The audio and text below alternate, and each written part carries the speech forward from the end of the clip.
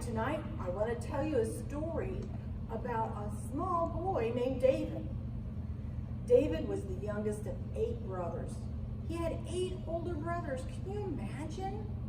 Well, his older brothers went off to fight a battle with King Saul. And so David took some bread and some cheese to go visit his brothers.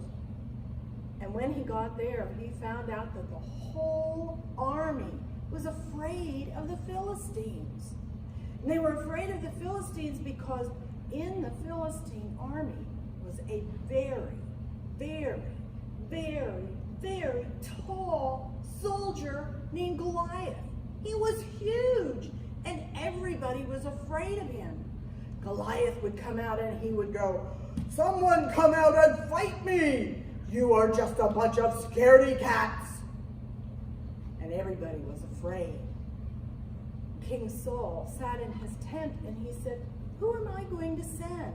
Who's going to go out and fight the Philistines?" Well, David was there too, and he said, "I'll go fight Goliath." Well, King Saul looked down at David and said, "You're just a boy. You can't go fight Goliath." And David said, "King Saul, I am a shepherd. And when I'm taking care of my sheep, sometimes the wolves would come and sometimes lions would come.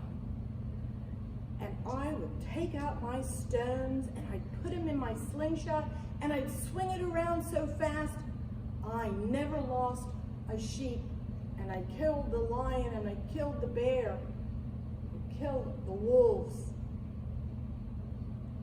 And King Saul said, "All right, David, you go fight Goliath." Because King Saul figured once he saw how big Goliath was, he would run away just like everyone else did.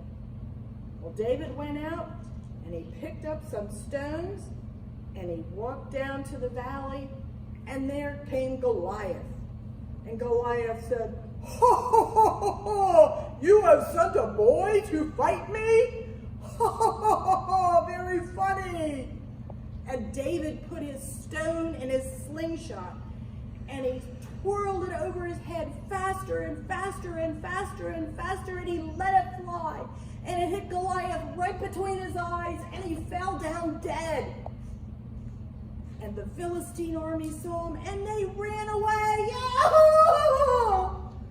And David stood there, and the whole army of Saul cheered, "Hooray for David! Hooray for David! Hooray for David!"